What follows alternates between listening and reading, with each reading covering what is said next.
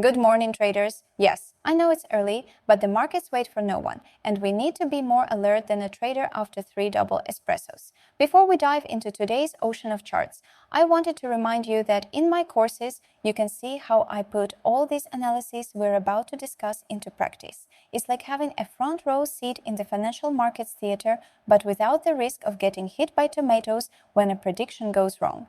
Get comfortable, prepare your favorite notepad, and maybe something strong, you'll need it.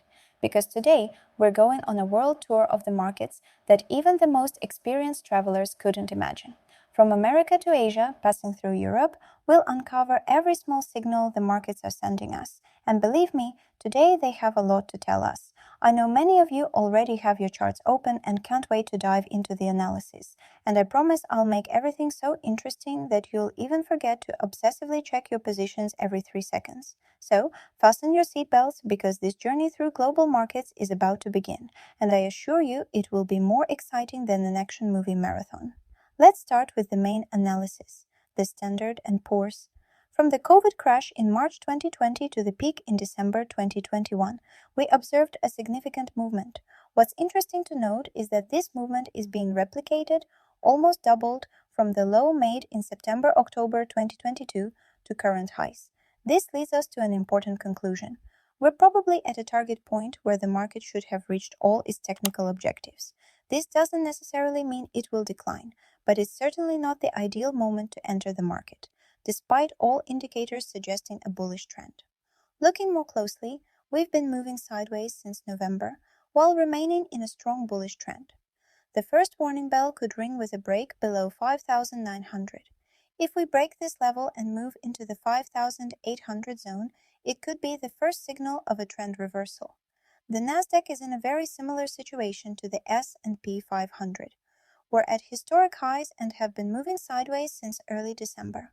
This lateral phase could represent either accumulation or distribution. It's impossible to determine with certainty at the moment. The key level to monitor is 20,700. A downward break of this level could trigger a significant retracement. The Japanese market presents a particular situation. It's been trapped for almost a year in a complex range. We have two main ranges. A broader range between 35,000 and 44,000. A tighter range between 37,000 and 40,500. Breaking these ranges could lead to significant movements. Upside, potential target at 48,000 plus 20%. Downside, first to 33,000, then potentially down to 30,000, 20%.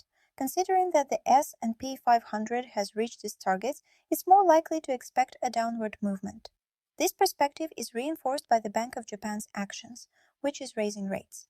An interesting aspect emerges when we analyze the Nikkei in dollars.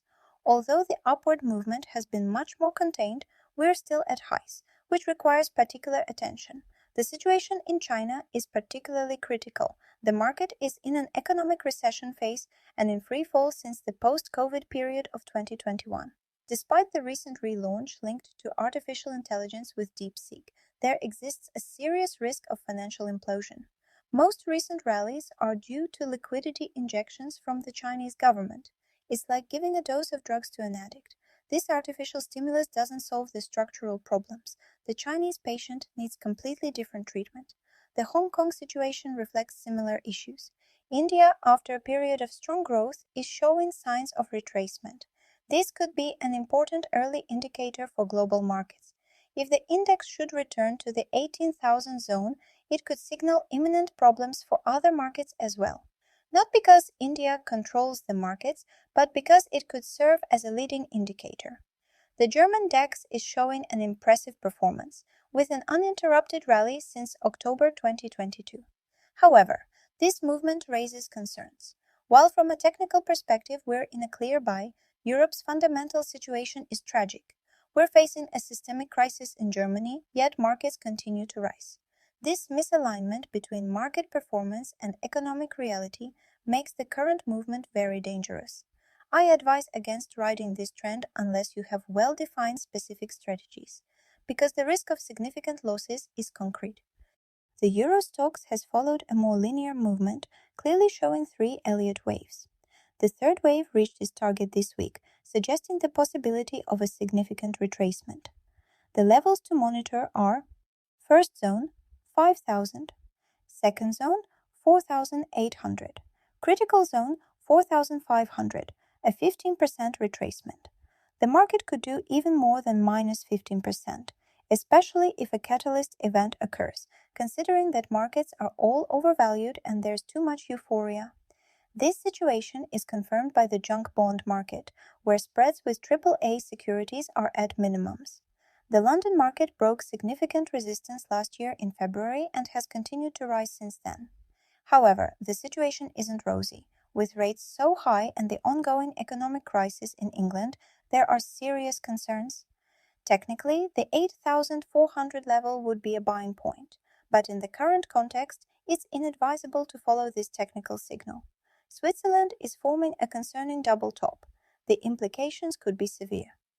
First downside target, 10,000 minus 20%. Extended target, 7,000. Return to COVID period lows. Switzerland's situation is complicated not only at a technical level, but also fundamentally.